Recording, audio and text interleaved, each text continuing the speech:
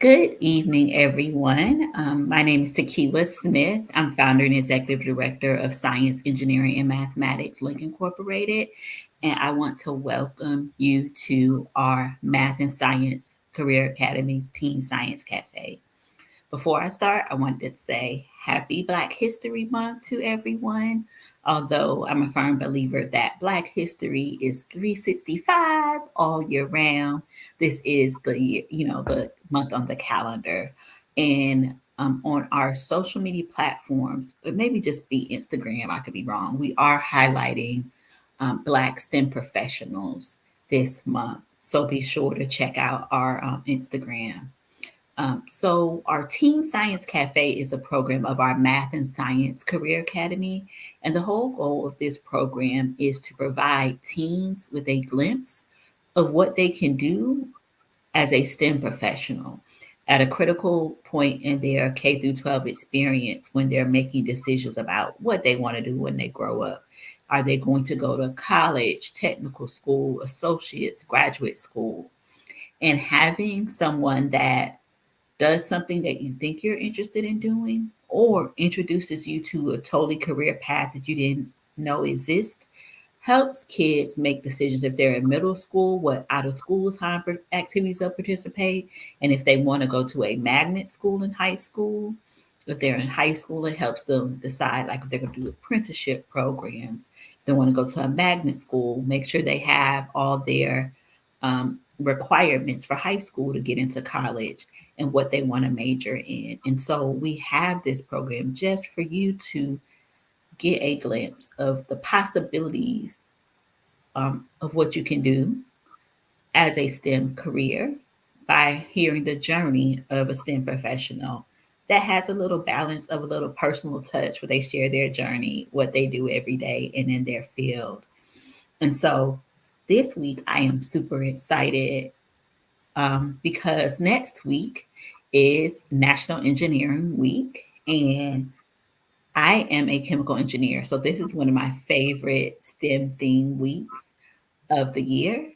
And I'm super, super excited because tonight's guest is a classmate of mine. We both went to Florida A&M University, and I am going to do her bio just because, we were laughing like, all I know is what agency you work for.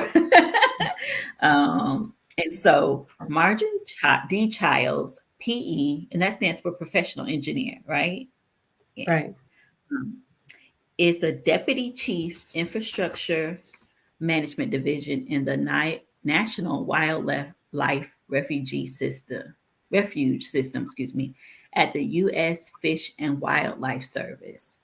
Formerly, Marjorie was the branch chief of engineering and asset management policy at the Bureau of Land Management. Prior to joining the U.S. Department of the Interior, Marjorie spent 8 years as a Navy Civil Engineer Corps officer, where she managed repair, replacement, and construction at shore facilities at Navy installations. Marjorie graduated from Florida A&M University with a Bachelor of Science in Civil Engineering and graduated from Penn State University with a Master's of Engineering Management. She is a registered professional engineer in the state of Maryland. So, Marjorie, I'm going to go ahead and turn it over to you. All right. Thank you. Thank you for that introduction. Thank you for having me. I'm really excited to talk. Glad to be here. Um, Takiwa kind of gave me a great introduction, so I don't have to talk about some of the things I was going to talk about in my introduction. Um, but what she did talk about is that I currently work at the Fish and Wildlife Service, and I'm the Deputy Division Chief for Infrastructure Management. And so I don't know how many of you are familiar with the Fish and Wildlife Service. And if you're familiar with it, if you're familiar with the mission, what the mission is to work with others to conserve, protect, and enhance fish, wildlife, and plants and their habitats for the continuing benefit of the American people. And so I specifically work in the National Wildlife Refuge System, which is a program at the Fish and Wildlife Service. Some of the other programs are um, endangered species, migratory birds, law enforcement, um, and in the National Wildlife Refuge System, we administer a national network of lands and waters for conservation, management, and where appropriate, restoration of fish, wildlife, and plant resources in their habitats. There are over 560 national wildlife refuges across the United States. Um, and I don't know if you're familiar, but maybe you visited a national wildlife refuge before. And I could give you a presentation on the Fish and Wildlife Service and the National Wildlife Refuge System, but I'm not here to do that. I'm here to talk about what I do in my journey in my career. But if you are so inclined, please look up the Fish and Wildlife Service, the National Wildlife Refuge System, see if there's a National Wildlife Refuge near you where you live and visit. Maybe this will spark some interest and you might take some time to explore on your own if you're an outdoor person. Enjoy looking at wildlife or birds, recreation camping. Um, So, Marjorie, I have a yeah, quick question. sure. When people visit those, is it the same as when they visit like a park that's in a national park system? I know there are two different systems, but do you Right. visit it the same way as you would visit a park? That's a great question. And I'll try to touch on this a little bit later as well. But um, national parks, so the national park system is National Park Service. They administer national parks. The National Park Service is a bureau within the Department of the Interior as well. So the Fish and Wildlife Service Okay. is one, National Park Service. There are others. Um, but the National Park Service's mission is to provide national parks. And most people, I think, know what a national park is because we have so many, like the Grand Canyon, Yellowstone. Um, in the Washington, D.C. area where I am, there are, the National Mall is part of the national park system. Um, but it's usually like these monuments or treasured places that I think the National Park Service manages and administers. The National Wildlife Refuge System, so let me think. Like one of our refuges in Nebraska, for example, is there for migratory birds. Um, I'm trying to think of the name. It's a type of geese, but these are the birds that fly south. You've heard about birds that fly south for the winter. So they migrate like from Canada down to Mexico. And these national wildlife refuges are in um, migratory bird streams where the birds have an oasis, a place to land, um, get water, eat, and they continue their journey. So it's probably a little different. I think at a Hmm. park, you'll have like a fancy visitor center. You're there with lots of signs and talking about probably some kind of history, like George Washington's birthplace or Booker T. Washington's birthplace. Those are National Park Service sites. They'll Hmm. tell you something about history. Where a refuge will probably talk about the wildlife there and why the refuge is there. A lot of there is some recreation, but um, people that liked birders like to visit Hmm. refuges and Okay. lots of trails. So long answer, but that's probably good No, for folks to know like the thank, difference. thank you. Hmm. So that was my introduction. I'm gonna spend a little bit of time talking about my journey to becoming a STEM professional.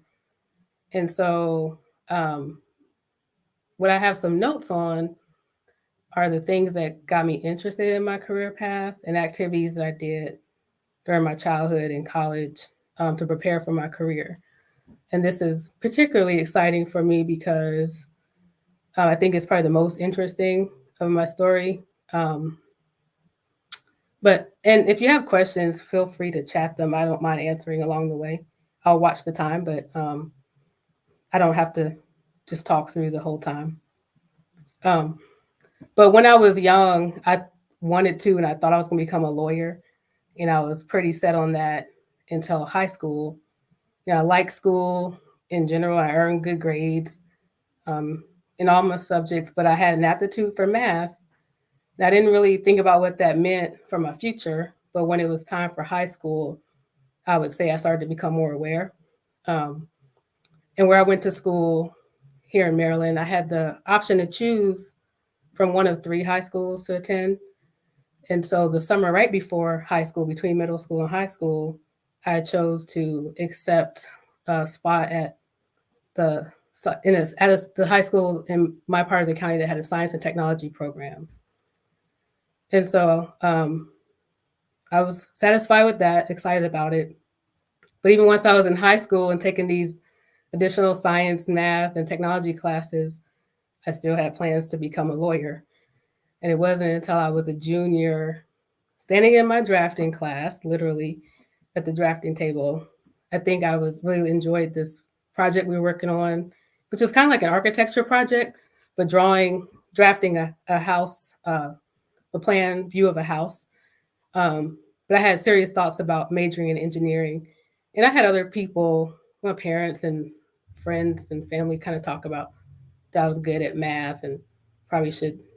Well, they kind of mentioned I'm good at math. So um, I guess I had some thoughts kind of in the back of my mind, and I came to that realization. So by the time I was a senior in high school, I said, okay, I'm going to major in electrical engineering when I go to college. Um, but then I'll step back a little bit and let you guys know that every year from fourth grade to 12th grade, I completed a science project. And I was required to because of the programs and classes I was in. So when I was in elementary and middle school, I was in a um, talented and gifted program, and and then I mentioned the science and technology program at high school. So I was required to do a science project every year, and it didn't, it was just normal to me.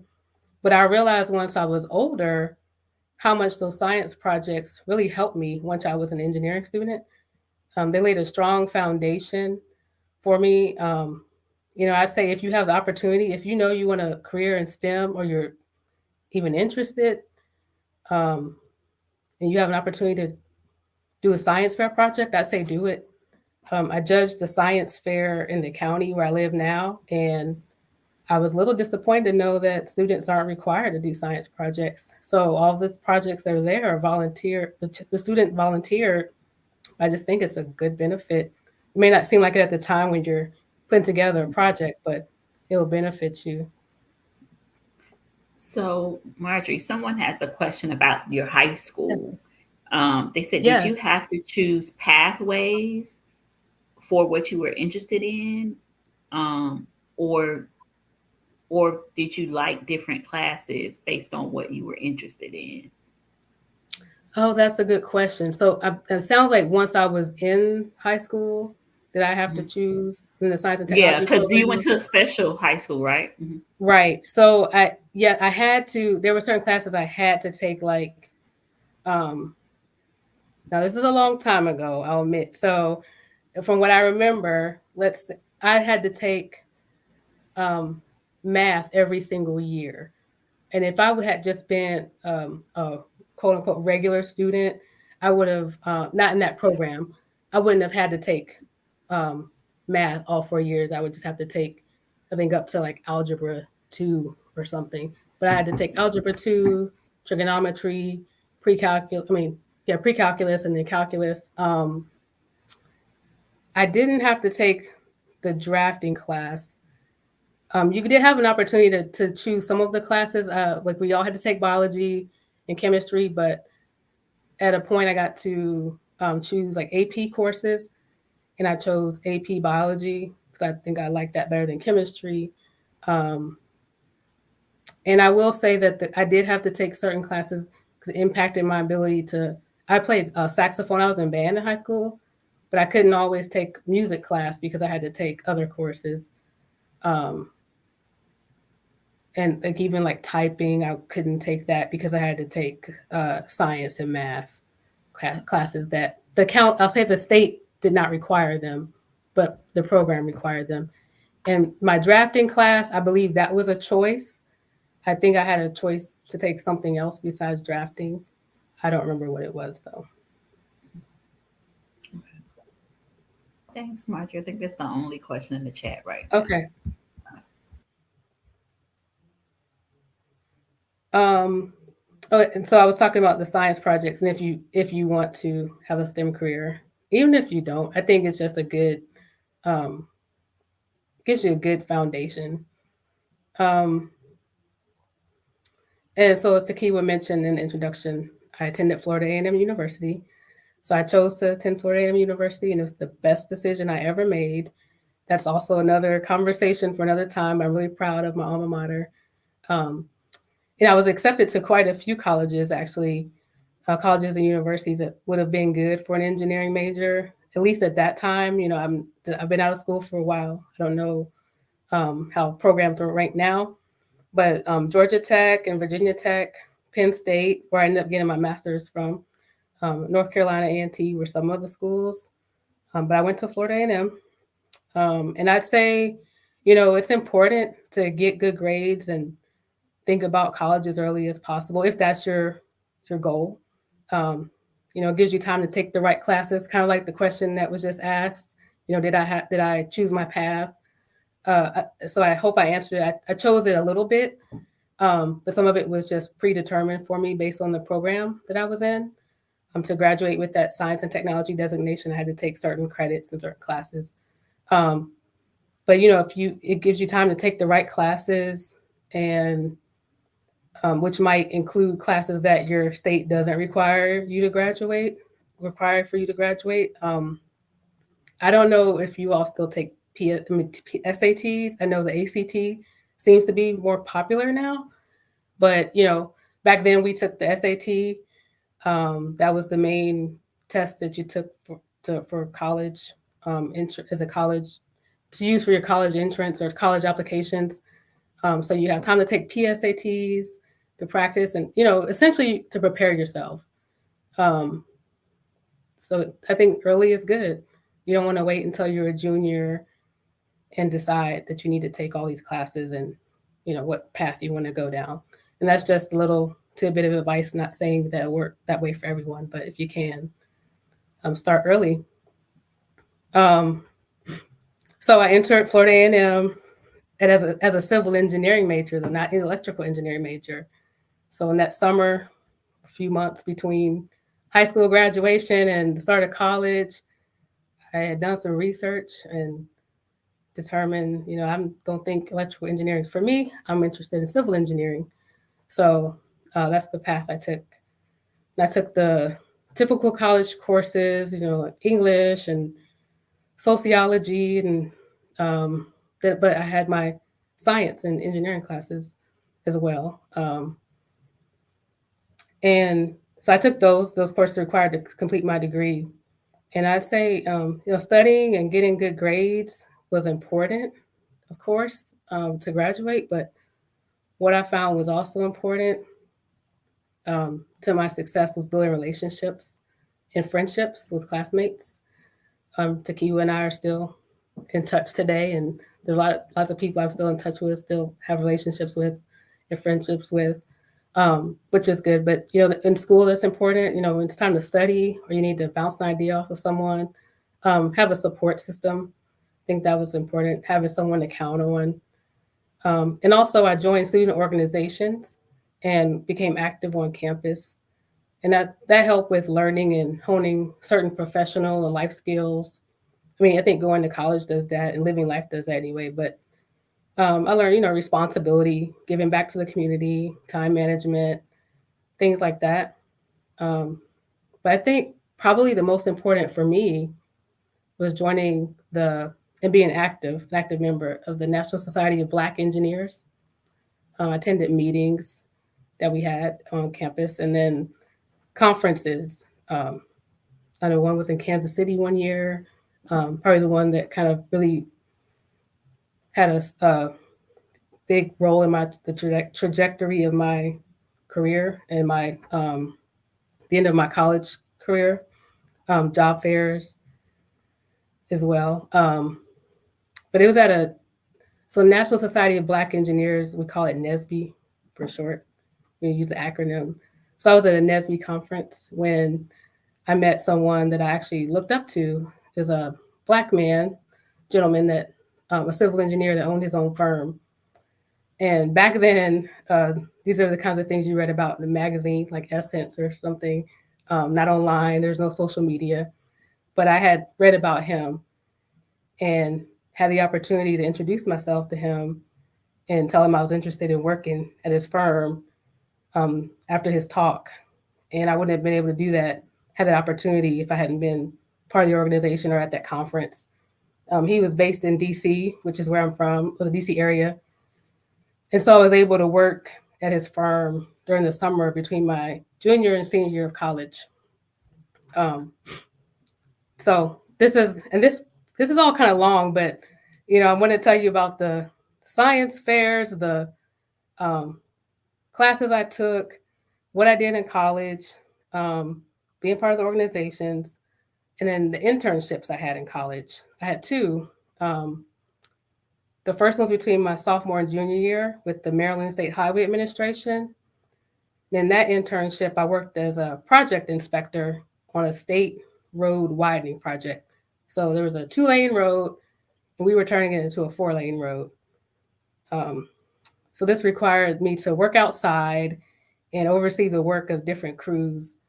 So like the workers laid asphalt, um, curb and gutters. I got to perform slump tests on the concrete, which was pretty cool because I had learned about that in school in the lab. We did that, but doing it in real life and knowing that that was going to a lab and that was we're gonna give a thumbs up or thumbs down on this road, this actual curb and gutter on a real road people are gonna drive on. Um, I wrote reports on the progress of the work, and mainly I ended up working with the pipe fitters. They were relocating and installing water lines along the roadway. So I got to see them work. Um, it was a great learning experience, but I also worked outside all day during the hot, humid summer here in Maryland. So, I probably would have enjoyed having more of a respite and being able to go inside. Um, but so the next summer, I decided I wanted to work inside, and that's where I worked at the firm I mentioned. And that was at National Airport. It's called Reagan Airport now in Washington D.C. Back then, it was still National Airport, so that's why I refer to it that way. I just remember the old name. But we were responsible for managing the major redesign of the airport. That's been a long time now, but that airport's pretty small, and they remodeled the entire thing, um, made it more accessible, improved it really. And then we also had other major improvement projects to airport infrastructure like runways and baggage claim, parking aprons for planes at Dulles Airport. It's another airport in the DC area. And so I had the opportunity to review engineering designs and participate in meetings with the customer, who was the Metropolitan Washington Airports Authority, and the engineering firms who were completing these designs for us. And, really those are just invaluable experiences because I got that practical experience where I saw these things I learned in my textbooks in real life, got to interact with professionals and meet people, but I also learned what I liked and didn't like. I didn't like being inside all day. I didn't like being outside all day. I like having some variety. Um, and I think those types of opportunities are really good. Well, even if it's not what you expect, you learn, you come away with an appreciation, understanding of the work you've done, and you learn about yourself and your own skills and capabilities. So I think when you have opportunities, anytime you have an opportunity to grow, you should take it. Now I'm going to just take a drink of water. I've been talking a bit. Marjorie, I do have a question. Yeah. You had mentioned a slump test, and I feel like Mm-hmm. that's some only civil engineers would know about. So, what Mm-hmm. is that? It's a so there's like a cone without. Imagine a cone with the top cut out. So it's more of a cylinder, but it's like a cone shaped cylinder. If that makes sense. I don't have one, but you have concrete. Um, you do the put it in this cylinder, and then there's only supposed to be a certain amount of slump, so it shouldn't fall. And I'm sorry, I put a cough drop in, but it shouldn't fall, or there's only a certain amount of slump that's allowable. so that when it cures, it maintains its strength. But that's what a Okay. slump test is. So you're making sure the concrete isn't crooked or you people won't fall because it's So level it's right. no, it's not that. It's just testing the actual when it's still wet. You take a test Okay. from the back of the cement mixer and they dump it out before they put it in the or while they're putting it in the forms. So you see Mm-hmm. those bars, like say if you're someone's building a sidewalk or a curb Mm-hmm. and gutter on a road, those bars and they pour the concrete in out of the truck, you get a sample and put it in your slump test. I'll say test, but it's the cylinder, and then you test it right there and make sure it doesn't. I'm trying to think of a consistency, but say it was like oatmeal and it just went when you took that cylinder off, it just would fall down. Then you know that it's not going to maintain its strength. It has to have um, a certain strength that's um, called. It's prescribed in the design, so Okay. whatever the specifications for that construction project call Mm-hmm. for. I don't know what the Okay. standard is anymore, but yeah, that's how you test Okay. on site. So they if they pour it and you find out that there's too much slump, then they have to tear it out and start over. Okay. It's just like a checks and balance. But yeah, Okay.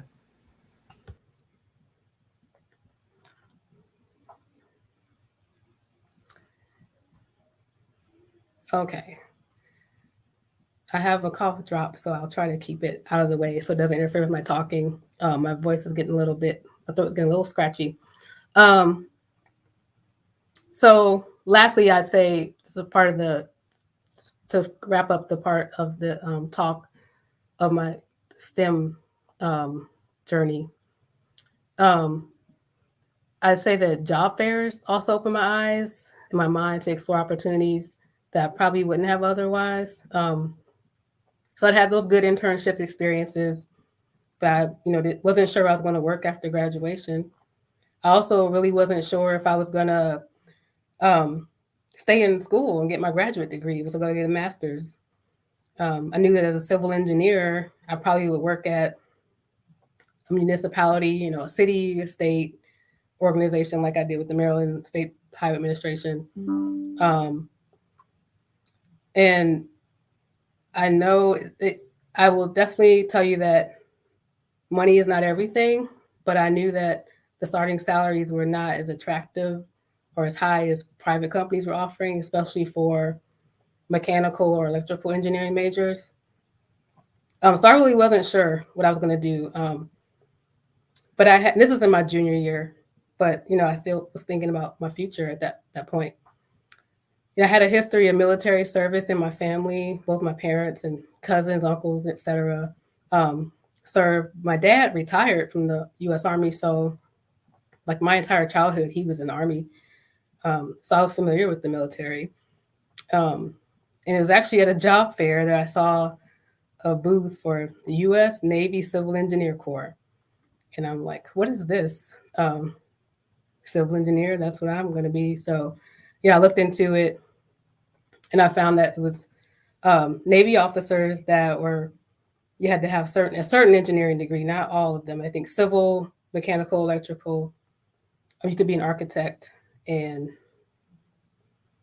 maybe I said chemical, electrical, like the major engineering disciplines. You could have engineering degree, one of those degrees, and become a civil engineer corps officer.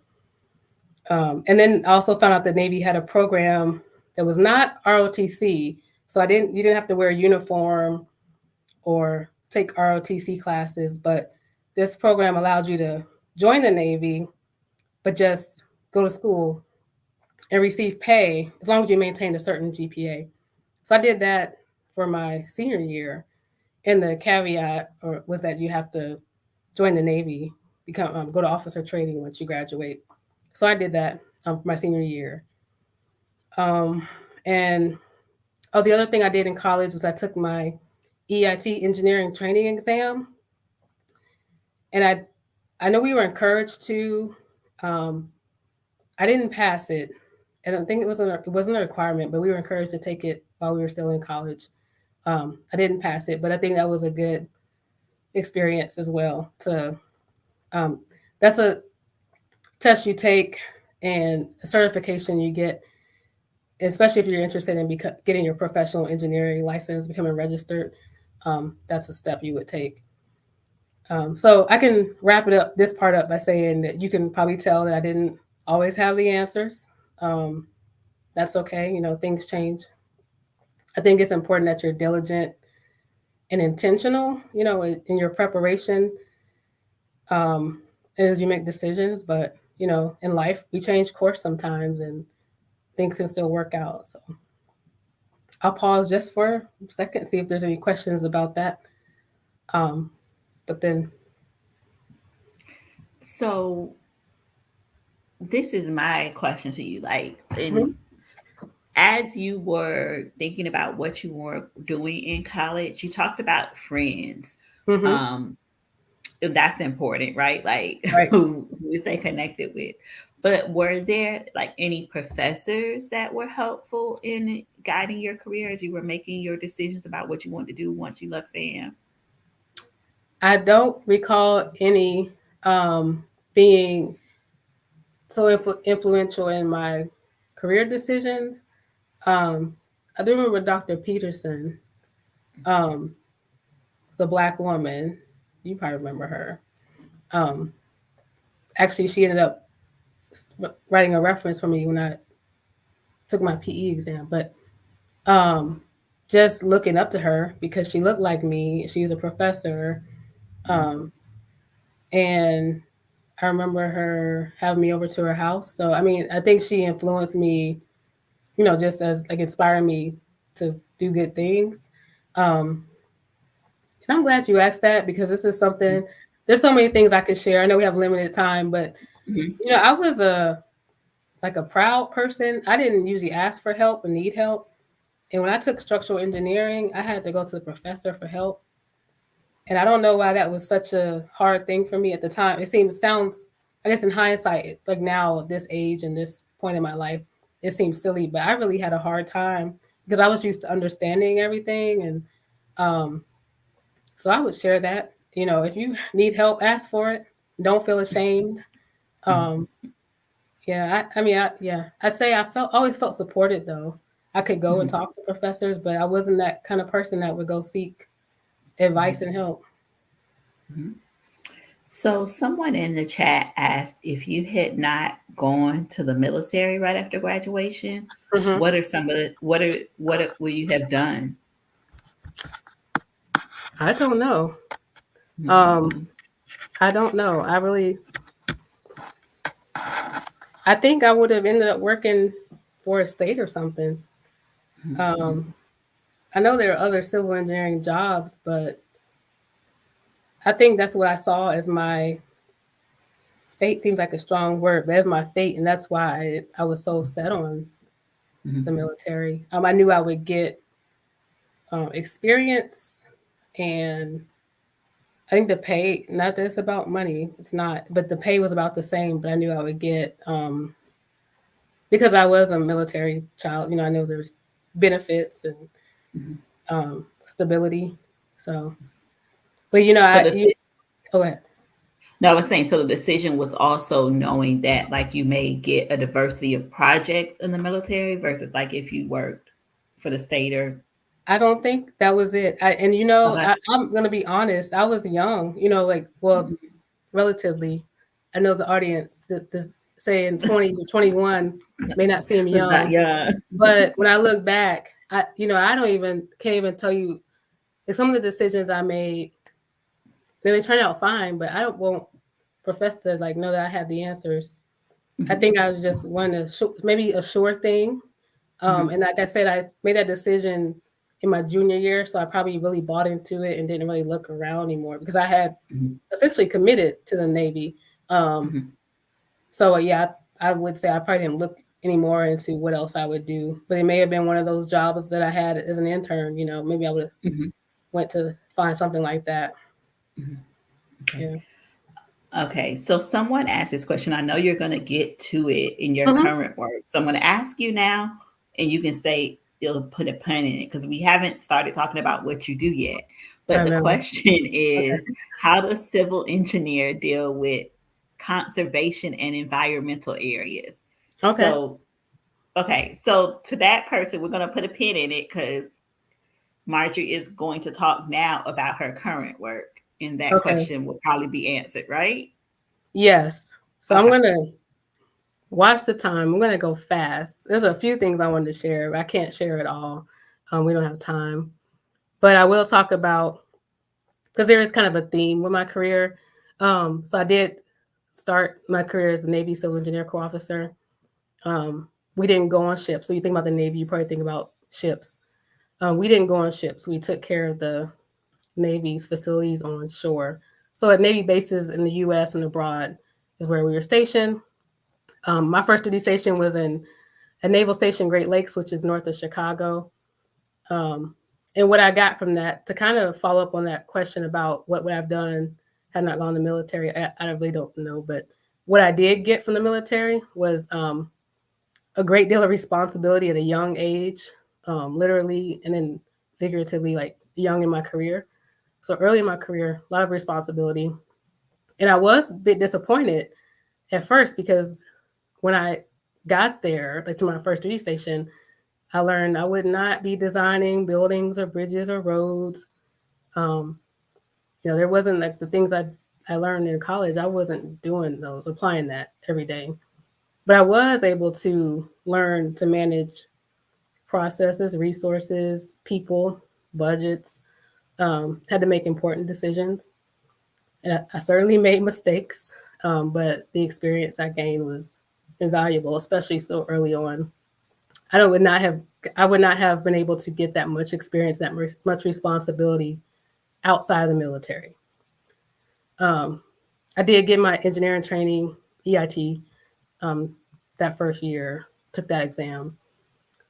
Um, but because of time, I'm just gonna say I stayed in the Navy for 8 years. I was at Great Lakes. Then I was at my next duty station was at Naval Surface Warfare Center here in Maryland, and um, I had another duty station, Bureau of Medicine and Surgery headquarters. But the thing that was common with all those roles, all those places were important. So, like Great Lakes has the Navy's only boot camp. So all the people that enlist in the Navy go there to get trained. So we had to make sure those facilities were in good condition. They go to school there, they live there. Um, so, being in that role where we're supporting those facilities was really important.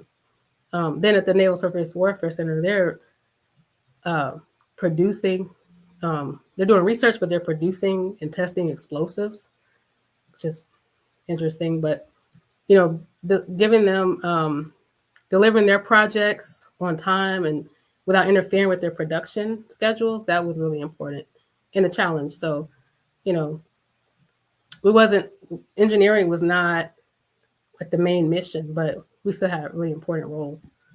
Um, but then I began working for the federal government. So I'll get to the question now. Um, so after, I felt I accomplished my goals in the Navy and I moved on and did a little stint as a contractor, but then began working for the federal government, the Department of the Interior, the Bureau of Land Management specifically, which is a bureau in the Department of the Interior, like the Fish and Wildlife Service, like the National Park Service. Um, and as a person from the East Coast, I was not familiar with the Bureau of Land Management. I'd heard of the National Park Service, like I talked about earlier.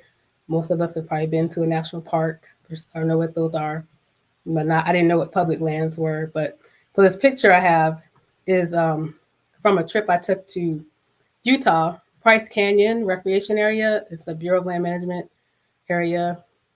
So public lands are just lands that don't they belong to the American people. So you and I, all of us, there are lands they're lands that are not like a military base or any other federal land. It's just public land, exactly what it says. And most of it's in the Western United States. But we have these recreation areas. Um, they drill for oil and gas. Um, there's range land management, which is managing just the land, the actual range. Um, People lease the land to have their cattle graze on the land. And there's infrastructure, bridges and dams, and little, I say little buildings, but like visitor centers, smaller buildings. But we went to this site to do a route assessment for a road, the road entrance road from a main state highway or U.S. highway, I think, to go into this recreation area. Um, so I stayed at the Bureau of Land Management for 10 years. Actually, I really liked it. Um, I managed the dam safety program and deferred maintenance and capital improvement programs, which I could answer questions about those if you want to know, but I'm glad to later. Um, but it was a lot of policy and budget work, but I did get to visit these really neat areas in the US. Um, but I'm going to go to what I'm doing now. So, excuse me. Um, since 2019, I've been with the Fish and Wildlife Service. And so you asked, like, when you think of the Fish and Wildlife Service, you probably don't think of engineering. Like, how does engineering fit? Do they even hire engineers, and why? There are a lot of biologists that work in the Fish and Wildlife Service, but on those at the Fish and Wildlife Service, especially at the National Wildlife Refuges, we have built infrastructure. So we have um, buildings, roads, dams, bridges, water systems, um, and that infrastructure that's there. I mean, even smaller infrastructure like fishing piers, boardwalks for trails. Um, but that infrastructure supports the people that work there, but the visitors, most importantly, um, some recreation, but management of the habitat and environment too. So what we do um, in infrastructure management is we perform condition assessments on all these assets. So we have over 46,000 assets, and these are anything from, like I said, the big visitor center that has like a gift shop and maybe some museum things, restrooms. If you think of visiting a park or something, if you've been to a refuge, maybe you know what a visitor center looks like. But a visitor center that you might see at a park, um, and it could be as small as um, like a toilet, like a vault toilet, or like some kind of restroom you see in a park. Um, but we manage all those different assets, and we um, check the condition of them. Um, we have standards we want to keep them in. We perform maintenance. We review designs for our new construction, um, develop scopes for projects. We have energy management goals we have to meet with the federal government. We have to reduce our energy um, over time, reduce greenhouse gas emissions, which includes not only our buildings, but our vehicles. Um, and we improve roads. We provide access to people to get to our facilities. So that kind of aligns with my um, the rest of my career, where it's like a support role. You may not think about what an engineer would do at the Fish and Wildlife Service, but um, we manage a $50 million budget of deferred maintenance funding. So that's like for all of our maintenance that we couldn't do, we get $50 million a year. So we prioritize projects. If we need to replace a roof on a building or replace an HVAC system. Um, all these projects throughout the United States and U.S. territories. We have some assets in U.S. territories. We prioritize those projects, and what I'd say that I like that I do um, right now is influencing and developing policies that improve the way we manage our infrastructure, um, and developing and justifying the budget. I don't know how many of you have an interest in the government, um, but if you ever watch, well, was it last week? The president gave the State of the Union address. But um, if you ever watch the news and hear about Congress, passing bills and voting on bills, like all these things that they do, um, they come to us. So we write our budget justifications. It's like the president's budget, and we ask Congress, so those people you saw sitting in there with the president, like we ask them to give us money and tell them why. And we get to talk to not the Congress people, but to their staff and to the Office of Management and Budget.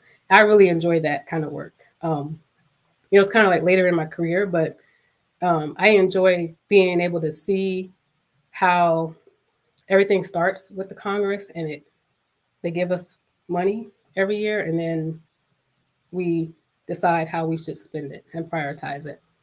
Um, it's really challenging to manage everything with limited resources. We don't have enough, but I think that's probably a government problem, government wide problem. But it's kind of fun to find a solution to that problem and develop strategies. And knowing that what we're doing helps, you know, birds migrating, south when they fly south and fly back. That endangered species aren't dying. Um, that we can go visit a refuge and watch birds, or go. I don't know if any of you do this, but hunt or fish. Um, that conserves our land. It gives us somewhere to go. I don't know about where you all are, but where I live, there's a lot of building, and I think it's across the United States in metropolitan areas. You see new houses going up, trees are coming down. Um, so I enjoy that. I have a role in helping conserve um, our land, conserve our future. Um, I don't think you have to be an outdoor person to care about the environment. Um, and I think I just love what I love about the Department of the Interior is the opportunities I've had to visit some beautiful places in this country. Um, Pre-COVID, before the pandemic, traveled more. We just started traveling again. I have an opportunity to go just see some. You see these pictures. If you ever go to the Department of the Interior Facebook page, you see these beautiful pictures of these places in the United States. It's kind of amazing that they're actually just here. You can the United States is just diverse and beautiful. So, and one of the new and exciting challenges is combating climate change. Um, I say new, it's new for me, but I think what we're really looking at is building resilient infrastructure. So if you think about um, national wildlife refuges, some of them are coastal, so on the ocean or rivers. Um, if we have flooding, it's not just hurricanes anymore. We have these floods that we're seeing lately that are like the worst floods, that 100-year floods that should never happen. They're happening. So we keep losing buildings, or bridges are washing out. How do we build those back to be more resilient, or do we not build them back? Do we relocate? Coming up with answers to those questions. Um, and so I'll just say, because I know my time is getting low, engineers are problem solvers. So I haven't had that career where I, design that road or that bridge that you see, or that building. But I think so. I don't know if it's not traditional. I think it's not a traditional engineering career. I'm not sure what traditional would be. I've always been in a support role, but hopefully I've shared that it's pretty important um, to have. You need the support roles. Um, my foundation in engineering is always present. So even as a like a supervisor or manager, it's still there. I may not be designing things. I really do deal with a lot of people now, but I use my education and my principles, to review designs along the way, understand, be engaged in conversations, negotiations, contracts, explain technical issues and understand them. They explain them to non-technical people, especially leadership that doesn't understand. So um, it's really been good. So I guess I'll stop there because I'm supposed to do a demo. I'll see if there's any like question or two before I go on to the demo.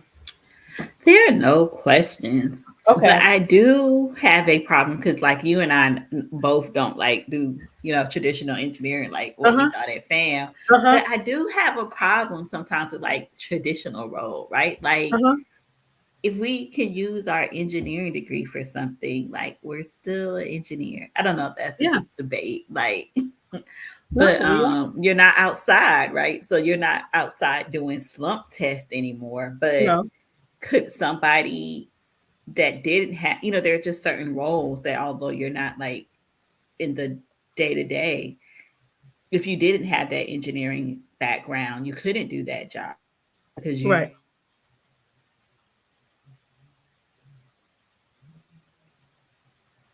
You froze Um, for a sec. I know. I was just like, Oh, it's the worst time for my internet to freeze. But you still need that basic knowledge of an engineer you in do. order to do that job. Yeah. Yep. Even when I was managing this man, not just but managing contracts, there were contractors that did the work, but I knew what they were doing. I understood it. When we Mhm. negotiated the prices, I understood what things meant. So yeah, it does matter. Um, yeah, and then they're just problem solvers. So Mhm. Mhm. okay. So what I wanted to demo, I may have to take my background off, but I want to see. Um, I'm not going to be able to do everything I wanted because of time. But so a long time ago, uh, before I became an engineer, started my journey. I thought when I heard civil engineer, I thought of buildings and bridges, which is kind of accurate, right? Um, and my structural engineering professor told me her mom thought that she was going to drive a train when she said she wanted to be an engineer. I had heard similar sentiments too from people. Um, but when I got to college, I understood that civil engineers could specialize in not only structural design, but hydrology, just water, right? Geotechnical work, earthwork, um, designing, um, understanding the earth to complete designs, transportation, and then construction, of course. And they're all important, but I still like structures. And in my senior year of high school, my science project, which was called something else, I don't remember though, it had a different name because it was like the culmination of this science and technology program. But I had to do this senior science project. Um, I built and tested bridge strength. Um, but in school, I had a place to actually test the strength, like compress with a compressor, kind of where you like put the weight on it until it breaks, so you could just like, see how much weight it could hold. I don't have that here. I also don't remember the exact details of my project and like how much research I did. I did work with a engineering student at the University of Maryland at the time. So she kind of was my advisor, and I built the bridges and tested them. Like won first place. So that was a cool project. But I'm sure that I did lots of trials. Um, but so I drew these pictures, and I'm going to go quick because I don't have a lot of time. And I hope that you will look some things up when you have time if you're interested. But just want to talk about some of the common types of bridges and just get the point across that. And let me see what happens when I take my background off. You're just going to see my dining room. So, oh, that didn't work. Okay,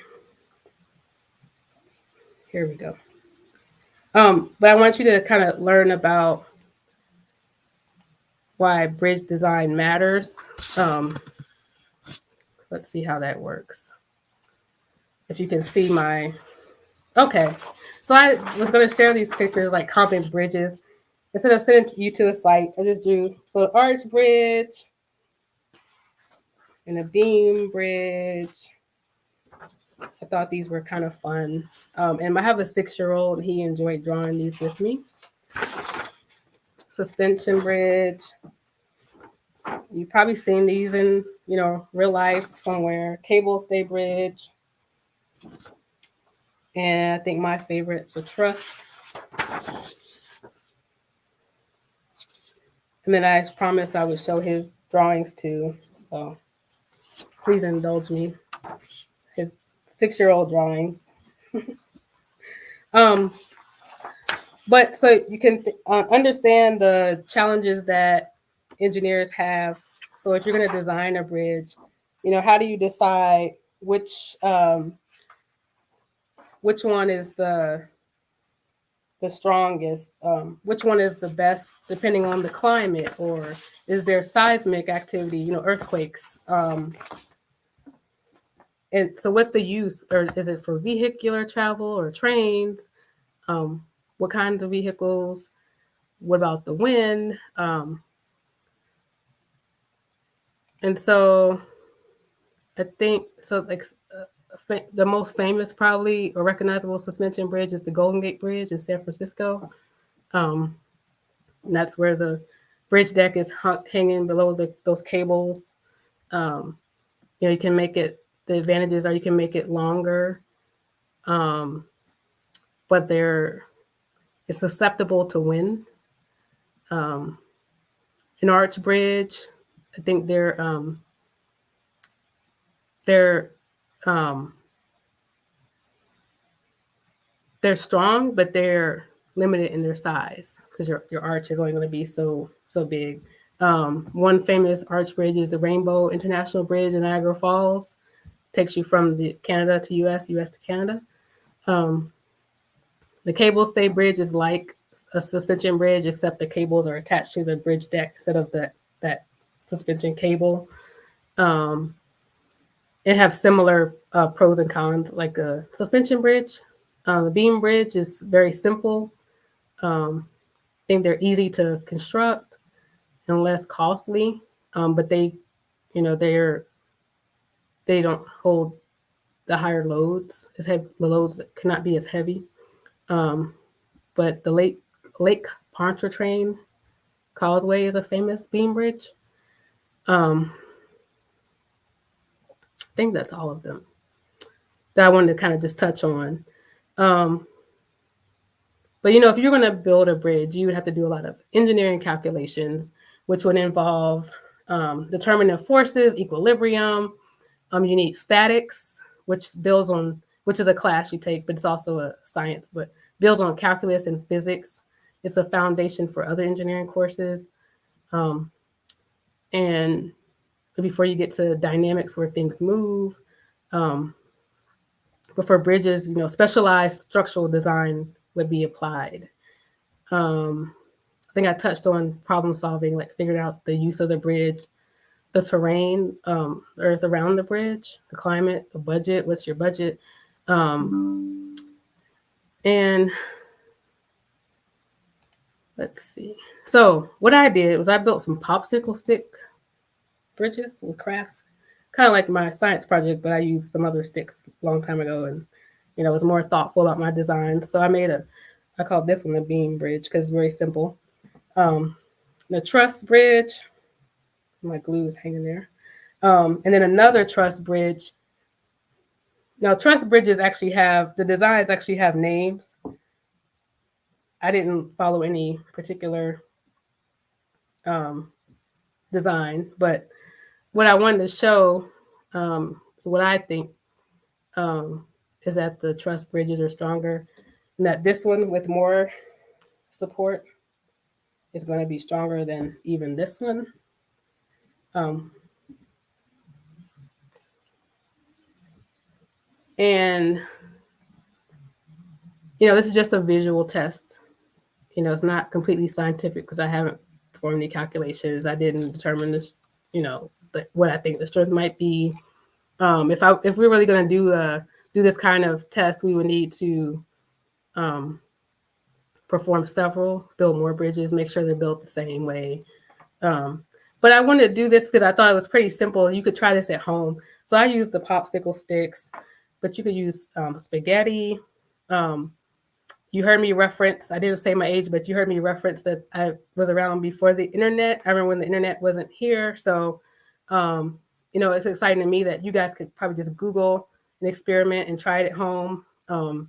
But craft sticks, paper, straws, pasta, tape, glue. I use hot glue, but try different things and see what you can learn about the strength. So what I was gonna do, and I'll see how this works. I'm gonna get up. Um, is my demonstration. I wanted to just take these. I'll see if I can show the table. And I don't know if it's going to work. Maybe. Okay. But wanted to try to break the bridges. So I'll do this quickly. I know our time is up. Okay, that might be a little better. Let's move that. Okay, so I have these books. These are some of my college books. So this book is £3. I wonder if I can make this even. And this book is £3. And this book is £5. I don't know if you can see how that bridge is wobbling. I probably have to keep adding more weight so it would break. I thought it would break. Um, and so I'm going to just try real quick with these others. But I would encourage you, if you do this at home, like get some weights, maybe even some cans from the cabinet, right? Because, oh, look, that bridge broke. £8. Okay. I'll try this one. I probably should have gone the same order with the books, to be fair. This one's still holding. So I'm sorry that the time kind of ran out, but I wanted to show you guys that's what, you know, experiment you could do at home if you have a science project, something you could build on. Um, but I enjoyed bridges So, and yes.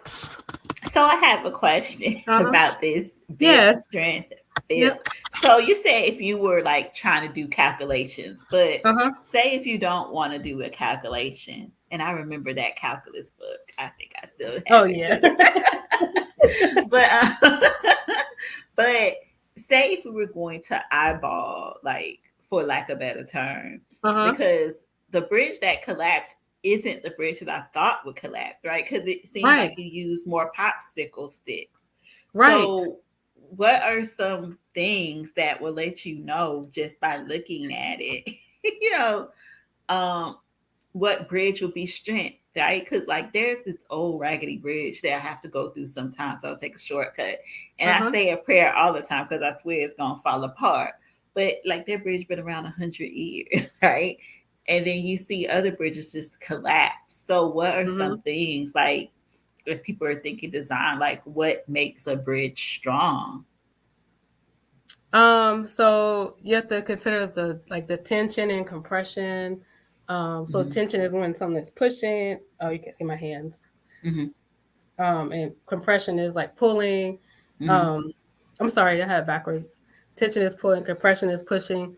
Um, but you would, uh, well, you would need to consider like the dead loads, the live loads.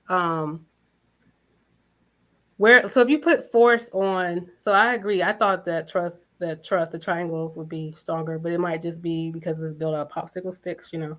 Mm-hmm. But the um, well, you need to. So when you have a force on something, like how's it distributed? Um, and maybe I'm sorry, I should just change my background again because I didn't want you guys to have to see my little painting there. Um, but so if you put pressure like on this here, like where if you put a force here, where is it the where's the pressure going or the Mm-hmm. forces? Like I would think it would be distributed down like the triangles, right? Mm-hmm. The diagonal, which makes the triangle. And it would be distributed along the members of this bridge, members being these popsicle sticks. That's what you would calculate. So Mm-hmm. like this book here, the statics book, it it shows you how you calculate those forces, and that's why you determine um, the strength of a bridge, depending on the material, Hmm. the size. I don't know if that's answering your question, but that's how you do it. Yeah. There's a lot of calculations that go into it, involve Okay. strength of the materials, the Hmm. live loads, which is like wind or things moving, um, torque, so twisting. Um, I'm sorry. That brings back sorry, there's a lot of bad memories. considerations. So there's a lot of Yeah. considerations, and that's why I said this was just simple, like eyeball. But Mhm. I would say, real quick. So if I saw, like, I think this bridge would have broken if I had made it more square, like didn't have this in here. If I just had like Mhm. these. Mhm. But I think about a square, and you have a. I don't know if I'll be able to show it, but you have a square, right? Um, and then you, let's say you, it's just a square. How can I show you? But then you put another, like another beam here. Doesn't, I would think it would make it stronger. This is more to Mhm. hold the load Mhm. Mhm. in the basic answer. Yeah. So But it could or someone could not be asked, true. I'm sorry, go ahead. no, someone in the chat asked you have to do a lot of math. It sounded Yes. like you had to do a whole lot of math. Yeah, but you know what I'll tell oh gosh, don't get me started. Every time I hear someone say, oh, don't, when they talk about algebra or something, oh, don't Mhm. worry about it. You won't ever use that again. Not true. Not true. Even if you're not an engineer, algebra is everything. But really, a lot of even these books I showed, I wasn't showing you the books, but the statics book, the structural book, the foundation is algebra. It is a lot of math, but once you learn that, it's more like these formulas are, people figured them out a long time ago. It's just understanding what they mean, and then a lot of it was algebra. Calculus 1, 2, 3, and engineering math. It's a lot of math, but it's Okay. doable. It is doable. I don't know why people be so It scared of is. math. Math is, it's not that hard. Oh, let me not say that. It's It's, but it's not anything that's not doable. And I think a lot of people's it's. barriers to math is it gets hard and they stop instead of being like, this is hard. I need help. Like, or Mm-hmm, maybe I need to devote more time. Like I know somebody who's mm-hmm. trying to do their home math homework on the school bus on the way to school. You can't do that with your math No, homework. you But have it to do it doesn't with the mean you can't do pencil. math after school, maybe after a nap with a fresh brain. So, Yep. my last question is like, what advice would you give to, say a ninth grader or a college? Well, we can do little kids, but any ninth grader, high teenager that is thinking about becoming an engineer, or who cares about like climate change and wants to use engineering like you did, or conservation. Mm-hmm. Well, I think something I said earlier, if you know that, then find out what classes you need to take, what path you should be on. Don't want to be negative, but I have met people, whether or like maybe their kids are in 10th or 11th grade and they're like, oh, they want to be an engineer, but they haven't taken any classes, probably like 11th or 12th grade. Like those are things you need to think about early on. So ninth grade, yes, absolutely. Um, Take that extra math class if you can. Um, Something I tell people, this is more like adults that I tell, and if I'm mentoring somebody, but you have like I won't say all opportunities are not at the right time or great opportunities, but if you have an opportunity, take it. You know, actually, that just happened to me at work. It's not really related to engineering, but I had an opportunity to do a different job right now, so I'm doing something totally different. It's another leadership position, but it kind of came out of the blue, and I was kind of like, oh, I don't know if I want to do that, but why not? I'll learn something new. So I think um, take opportunities if you when they come to you. Don't be afraid. I know that's kind of easy to say, but you know, um, I think any experience, as long as it's not harming you or like physically or mentally, it. You could, like I said earlier about the internships, you find out what you like and don't like. Because the experiences you have just help you become more well-rounded, learn about yourself, learn about people. Like if you hate something, it's going to be over, and then you say, "I won't do that again." But um, that's how I felt about the Navy. It's like it's nothing bad's going to come of it. Even if and that was my experience. It was just positive. And it wasn't for me to. I didn't stay to retire, but it was positive experience. So yeah, say prepare yourself and take opportunities.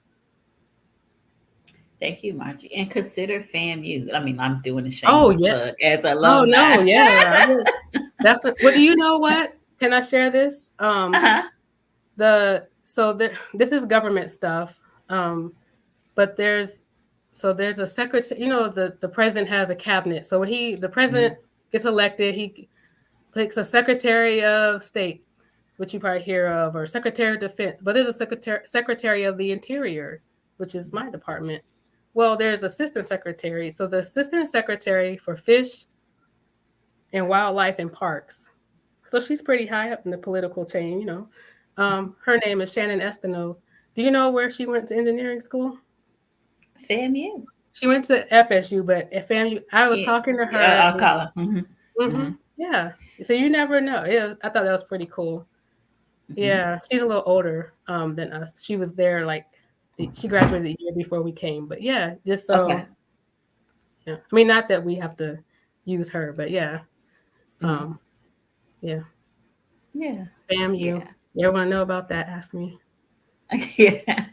Yep. Yeah. Well, thank you so much, Marjorie. I learned so much about what like engineers could do because I kind of assume all of y'all when y'all graduated civil you get your PE and y'all be out building bridges and stuff. So I learned that like all of the different places you can work, um, Hmm. and sharing your story, that hopefully will inspire a future civil engineer to know like if you want to build bridges and spend your whole career doing that, that's fine. But bridges are in different places than what you think. You could be building a bridge in a national park or a refuge or all of these different options. So you can combine, your ability, your love of outdoors with engineering. Like, there's something Yeah. you could find. And I just remember you asked about climate change. There Hmm. is like a new I call it new, maybe it's not, but resiliency. There's not just like building buildings to be more resilient to climate change, but there's other designs like natural infrastructure that you can design to resist erosion and flooding. Um, and some of it's not just making buildings harder. So to that question, yeah, I say there's I don't know a lot about it, but I know that we have hired someone to um, start incorporating that into our work, resilient Oh, um, like the design. seashores, like how some Yes. of the sand Yep. goes away during hurricane season, like Yep. that type of work. And there's some Okay. physical barriers you can install. I don't know all the names, but there are things that you can do. You could plant things, like put plants there, but you can also put actual physical infrastructure Structures. that's not like buildings. But Hmm. there is room for that. And I'm sure you need hydrology and geotechnology. There's Yeah. geomorphology. So whoever asked that question, like yes, I'd say that is wide open. We have lots of drought and so yeah, there's a career there for you somewhere. Yeah. Well, thank you so much, Margie. I really, really appreciate you giving your time and letting people know the pathways of civil engineering and different things you can do with I'm, your civil engineering degree. yeah, thank you so much. I'm sorry that I thought there would be so much time and there's so much to talk about. So if anyone has It any goes questions so after, quickly. yeah, yeah. I'm free to talk, or if you want me to try my demonstration again and I have more time, I'll be glad to. So, Okay. All right. Maybe all we'll right. have you for an IG live and you can try the Okay. bridges. Yeah, Okay. yeah. All right. Have a better setup. All right. Yeah. Thank you. All right. Thank you. Bye. Bye. Thank you everyone for tuning in.